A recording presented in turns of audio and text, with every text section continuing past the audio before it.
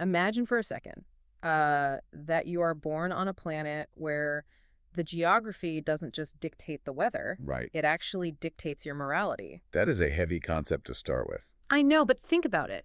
We are used to the idea of environmental determinism in a vague history class sort of way. You know the drill.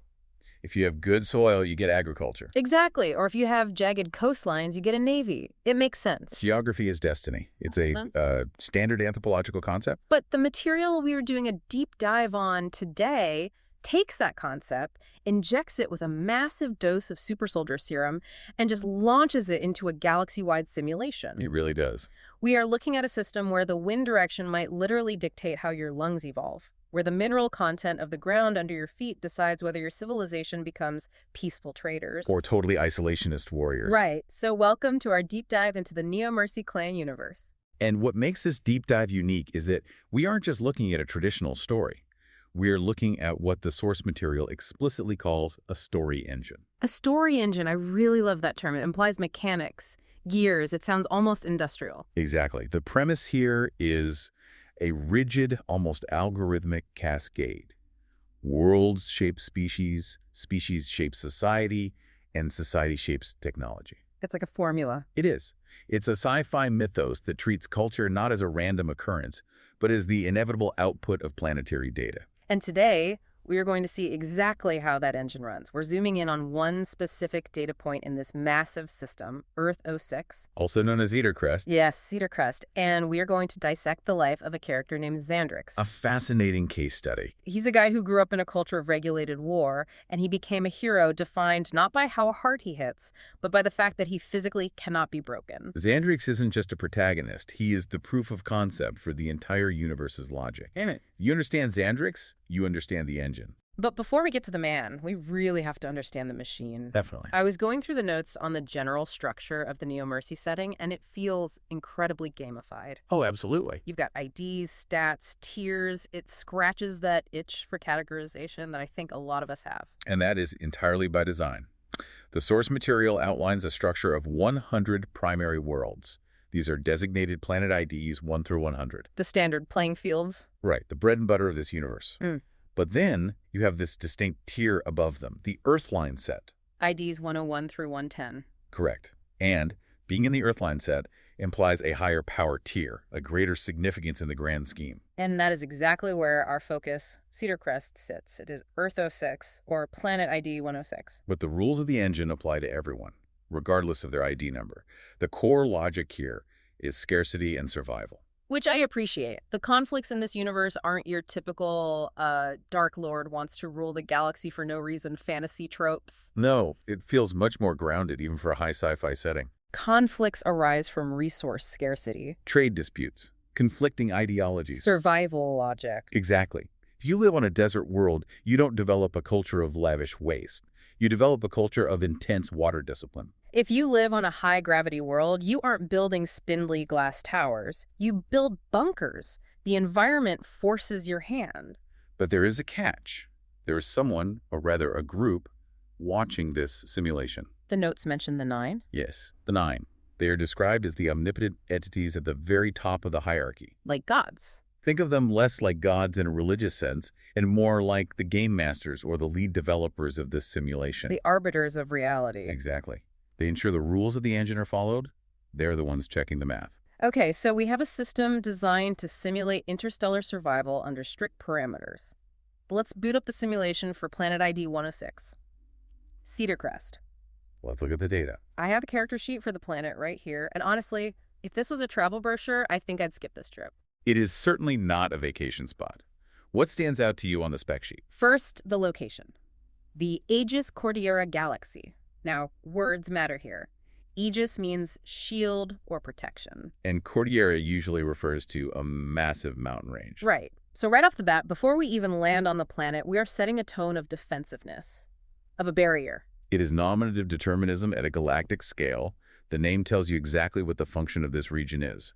It's a fortress galaxy. Then we look at the population, about 1.8 billion. Which is low. That seems surprisingly low for a sci-fi planet, doesn't it? I mean, we have over 8 billion on Earth right now. It is very low, and that suggests intention within the engine.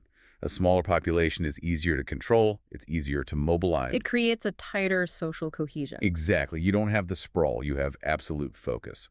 Which brings us to the dominant species, the Zaslyani. They look human, standard 2 arms, 2 legs, but the biology is tweaked. The big variable is the lifespan. Right, they live for about 200 Earth years. That double lifespan is a crucial variable in this engine. Think about how that changes a society. It changes everything. If you live 200 years, you have massive generational overlaps. Institutional memory is incredibly strong. Traditions don't die out as fast because the people who started them are still around to enforce them? Exactly. It also fundamentally changes the cost of war. Oh, totally. If it takes 20 years to raise a child, losing a soldier is bad. But if it takes 50 years to reach full maturity, and you expect them to live to 200, losing a soldier is a catastrophic investment loss. You cannot afford to just throw bodies at a problem, which explains the statistic that made me do a complete double take earlier. Ah, the aggression stat. Yeah, aggression level 10. I saw that and thought, okay, here come the space orcs. Berserkers. Screaming into battle. Mindless violence. Exactly. But then I read the cultural notes and it says the Zaslyani are typically peaceful, polite, and reserved. This is the cultural paradox of Cedarcrest.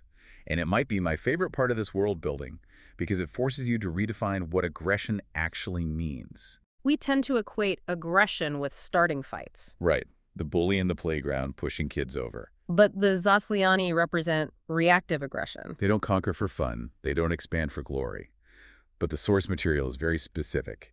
If they sense outside aggression, they turn instantly defensive and warlike. And it is not a proportional response, is it? It is not an eye for an eye. No, it is. You try to take my eye, I remove your head. They have zero reservations about destroying entire planets or committing genocide if they feel their way of life is threatened. That is the aggression level 10. It is terrifying. It's the psychology of a cornered animal, but that animal has access to planetary annihilation weapons. It's the sleeping giant trope taken to its absolute extreme. Yeah. Their society is built entirely around the concept that the best defense is a total permanent offense. If you threaten them, they don't just stop the threat. They dismantle the capacity for the threat to ever exist again. A zero-tolerance policy on a galactic scale. So, to keep a society like that from accidentally blowing up the galaxy just because someone looked at them wrong, you need serious discipline. Unbelievable discipline. You can't just have everyone walking around with that kind of trigger finger. Exactly. You cannot have a population capable of guilt-free planetary genocide running around unchecked. This is where the social structure comes in. The Golden Angels. Which, again, sounds lovely, like a choir or a charity. But they are actually a military tribunal. They are the regulators, Yeah. judge, jury, and executioner. They are the safety switch on the weapon that is the Zaslyani race. They ensure this massive potential for violence is kept on a leash until it is absolutely necessary. They decide when the sleeping giant wakes up. Okay, so that is the world. A defensive galaxy, a long-lived species, a culture of extreme reactive aggression, and a military elite keeping it all in check. That is the soil. Now let's look at the plant that grew out of it. Enter Zandrix. Zandrix, born to the elite, his parents were both decorated officers in the Golden Angels. So to be clear, he isn't a scrappy underdog from the streets. No, he is expected to be the best of the best from day one. He has the pedigree. High pressure. But his origin story isn't about him being a prodigy with a sword or a blaster. It's a biological anomaly. Yes, the source material mentions his childhood was defined by bullying. But it wasn't because he was weak. It was because he was, well, weird. Specifically, he wouldn't get hurt. The notes describe a mutation in his regenerative capabilities. Cuts closed in seconds. Bones knitted in hours. Right. I tried to picture this. Imagine being a kid in a playground scrap. Someone punches you in the face.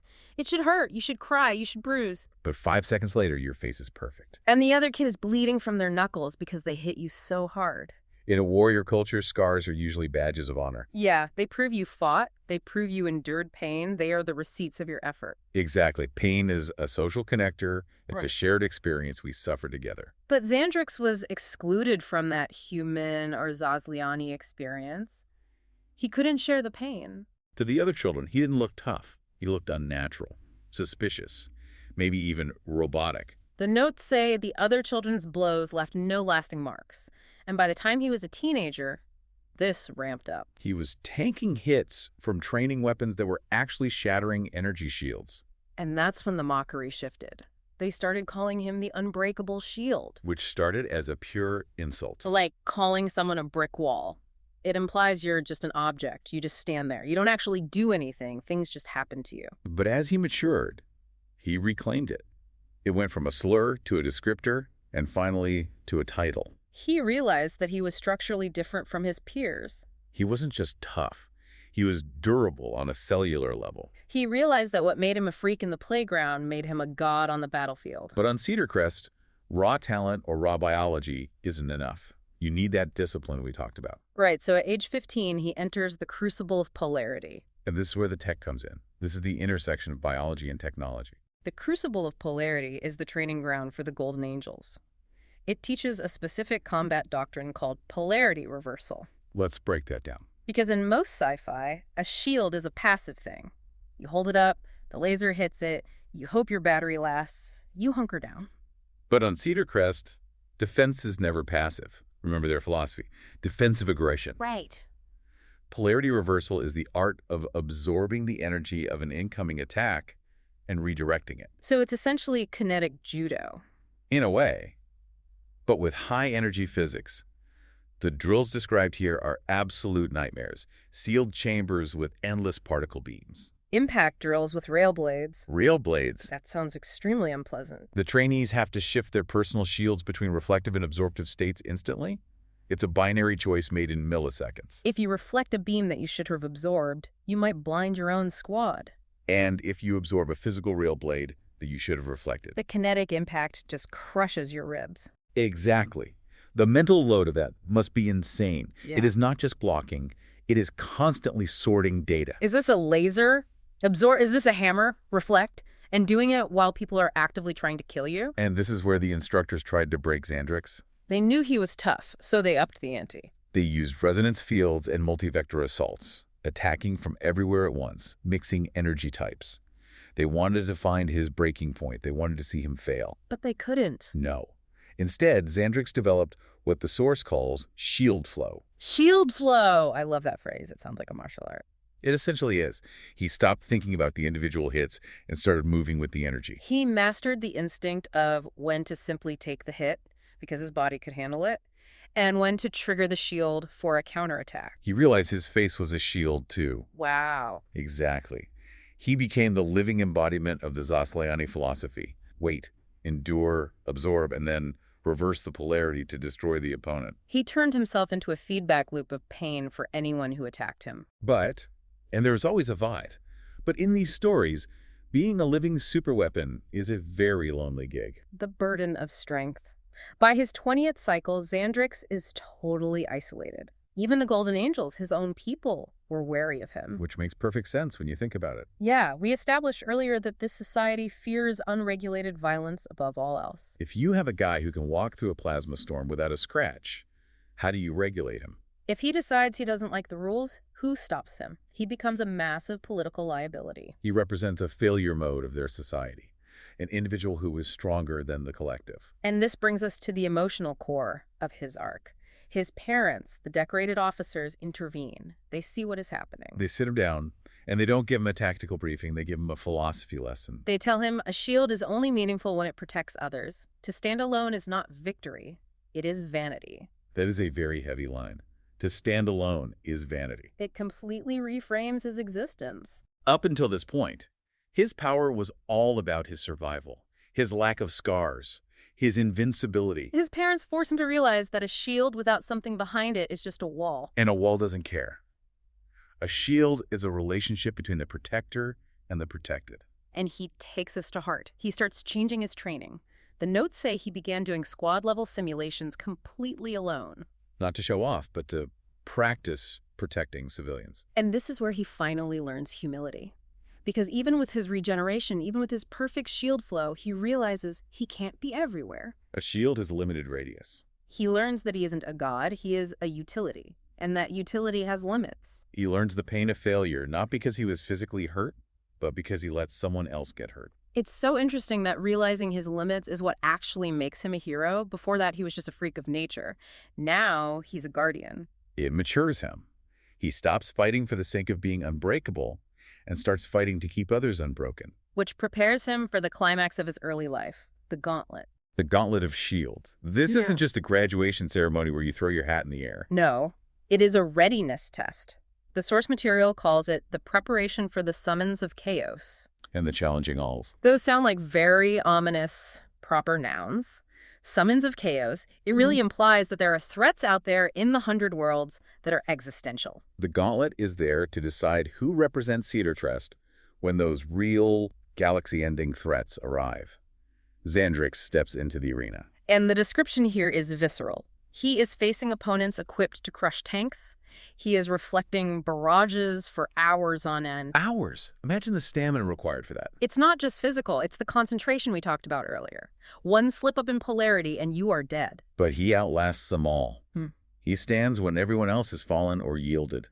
The Council officially grants him the title, the Unbreakable Shield. But, and this is the key detail, he isn't celebrating. No. The text says he feels the threshold. He realizes that while he is the strongest thing on Cedarcrest, the universe is incredibly vast. He knows that somewhere out there in the Earthline or the other 99 worlds, there is a storm bigger than him. He isn't fighting for glory anymore. He is preparing. He knows his role in the eyes of the Nine is to be the object that simply does not move. And that brings us full circle right back to the story engine we started with. Let's map it out. Because when you stack it all up, you can see the algorithm at work. Step 1, the environment. Cedarcrest is an exposed, resource-rich target in a dangerous galaxy. Step 2, the biology. That environment favors a species, the Zaslyani, with long lives and a deep instinct for self-preservation. Step 3, the society. That species builds a culture of regulated war and total defense to survive. And finally, step 4, the hero. That culture's rigorous training programs refine a biological anomaly like Zandrix into the ultimate expression of their values. The planet literally grew a shield for itself. Zandrix isn't a random occurrence. He is the inevitable output of Earth 06's evolutionary algorithm. If Zandrix didn't exist, the planet would have had to invent him. That is actually kind of beautiful, in a cold mathematical sort of way. It is interstellar survival logic at its purest. It is evolution with a definitive purpose. But it leaves me with a lingering question. We know the rules of this universe. Scarcity, conflict, survival. We know the Nine are watching. And we know Zandrix has a limit, even if he hasn't hit it yet. Every material has a breaking point. So, here is the thought I want to leave everyone with today. In a universe designed like a simulation, filled with 100 competitive worlds, we have identified the ultimate defensive object in Zandrix. But physics and good storytelling tells us there is always an opposing force. The unstoppable force to his immovable object. Exactly. If the engine created Zandrix to be the shield, what kind of monster did it create on another world to be the sword? And what happens when they finally meet? That is the ultimate question. And in the NeoMercy universe, the answer is usually very violent. It usually is. Think about that survival logic the next time you look at a map of your own world. You never know what kind of hero or monster that terrain is trying to build. Thanks for joining us on this deep dive. Keep analyzing out there. We will see you next time.